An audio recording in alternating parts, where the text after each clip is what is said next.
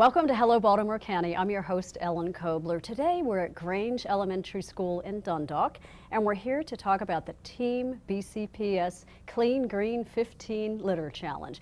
We are with Debbie Phelps, who is the Executive Director of the Education Foundation for Baltimore County Public Schools. How are you today? I am wonderful, and it's great to be here at Grange. Yeah, Team BCPS Clean Green 15 Litter Challenge. It's kind of a mouthful. It is a mouthful. And you know, it's so exciting to be able to have this initiative within Baltimore County because we are a team, we have come together, and we are going to embrace the environment, making sure it's litter-free. Excellent. Tell us how the Team BCPS plays into this litter challenge. Well, when we talk about Team BCPS in Baltimore County, we mean everyone. Everyone.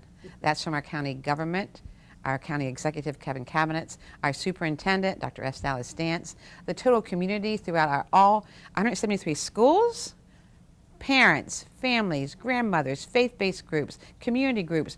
We are one, and we do everything for the betterment of our community and our school district. How does this work with the litter challenge? Well, really, it's simple, it seems. It's all computer generated. So when you take a look at it, we want our schools to work within their schoolhouse, to keep our schoolhouses clean, step into the community to keep our community clean. And we want them to log in every 15-minute cleanup that they do. Now that means how many bags of trash can you pick up in 15 minutes and record that bag of trash, small, medium, or large. But we also, remember we said Team BCPS? We want to bring in the volunteers. We want to make sure that we have everyone helping. So we also count the volunteers who are participating in our schools.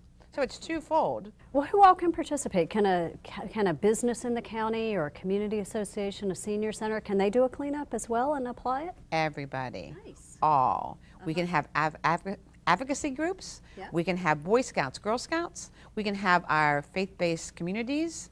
We can have other nonprofits. Everyone needs to get involved in this because it is our county. We want to keep it clean. So they just do a 15-minute cleanup. They go on the BCPS website, log the cleanup, and they choose the school who they want to give credit for the challenge. Absolutely. Or you can go on the Baltimore County Education Foundation website, which is going to take you via a link right to the county, so they can go two ways to be able to record those cleanups and select the school that they want to patronize. Excellent. And so what happens when some of the schools win the challenge? What are the prizes? Well, you know, it's really great to come together in May and be able to take a look at the amount of cleanups and volunteers that have been done in our schools across the county. So what they are going to be receiving is they are going to be receiving a grant application, because we have environmental friendly sponsors out in our community that want to support us. So from there, they get to put a grant together that's going to be based on what they do in their schoolhouse, submit it to us for approval. Then the following year, they're going to continue that Team BCPS Clean Green 15 Litter Challenge, not only in cleaning up our community, but also in other ways that they want to impact their schoolhouse to provide knowledge to the children and the community in which they serve. Very nice. So who are the sponsors for this year? We are so excited. We have a brand new environmental friendly sponsor, Wheelabrator, who takes care of all of our trash throughout Baltimore County, and they are going to be our lead sponsor this year, along with Comcast, along with the county government supporting us. So we're just very excited to see how much comes in from our partnerships as to how much we can award come May. Okay, and we're here at Grange Elementary because last year they were the grand prize winner for the elementary schools. Tell us about their participation. Oh, I don't think you want me to tell you about that. I think you want to hear it from Principal Winsel. Okay. And she is going to be here with some of her staff and students and be able to share the information from Grange Elementary School. Excellent. Well, thank you so much for joining us. Thank you for having me. It's a pleasure. And remember, Team BCPS, Clean Green 15, take a school, adopt it, and let's clean up our community. So for 2016, your school was the grand prize winner at the elementary school level. What did you do with your grant money? Well, we tied it into our school progress plan and Blueprint 2.0, and the best person to ask with all that information is Julie Minteens, our stat teacher. All right, let's bring her on. Hi, I'm Miss Minteens, stat teacher here at Grange Elementary School. Hi, I'm Miss Davis, teacher at Grange Elementary School. And we're here just to share with you what we chose to spend the Clean Green grant money on this year. And what we chose to do was an author in residency program with local Maryland author Jennifer Keats Curtis. Now, in 4th grade, Jennifer Keats Curtis started with us and talked to us about her writing process. From there, all 4th grade students researched Native Maryland species and then started creating their own fictional story about those animals. We also created an infographic as part of our BCPS curriculum, and instead of opening it up to some of the other topics, focused primarily on our Native Maryland species. We've also written opinion essays on the worthiness of rehabilitation programs, just like those that Jennifer Keats Curtis had spoken with us about. And the last portion of our grant money is going to be used to give back to our community and a community cleanup in May with the Bread and Cheese Creek Foundation, where we will work with the community members to clean up the creek in our local school community. We have our Green Team Club, and they have a special song prepared for you.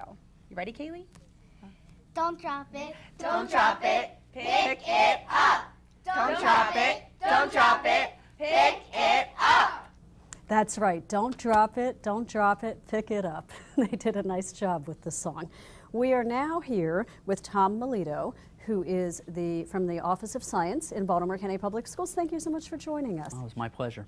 Now tell us, if you would, a little bit about kind of the science of litter, how litter affects the environment. Okay, well, as far as aesthetics go, every community wants to have a sense of pride in what their community looks like, so it can certainly impact people and how they feel about themselves. So that may be a little bit of soft science, but as far as the hard science goes, we now know about things called microplastics and how when that gets in the waterway, that can go through the food chain, and the microplastics ultimately make their way all the way up to the top of the food chain, which is us. And then of course there's just the terrestrial-based animals and what they can get themselves into too, and I've had to pull off a peanut butter jar off a raccoon at one point in time. I've seen down at Miami Beach a gull with a 6-pack ring around its neck, so there's a lot of impact that it has. So it's not just ugly, it's damaging. When both children and adults are part of a program like the Clean Green 15 Litter Challenge, and they're actually out there actively picking up litter, how do you think that works with their perception of litter and maybe their behavior? I think it's very, very meaningful when they're actually taking action on that. My whole office is our outdoor science office purpose, our mission is about environmental literacy.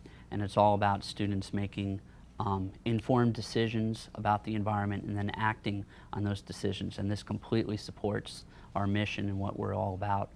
And it also helps the school system as they work to become green schools as well. It's just sending a very clear message about being an environmental steward and taking action and cleaning up our community and making it clear that our local our local choices impact the global world, and the global world, vice versa, impacts our local world. Okay, and for these schools who win the Clean Green 15 Litter Challenge, either because their students did cleanups or some groups out in the community did, what are some interesting ways that they're using the grant money?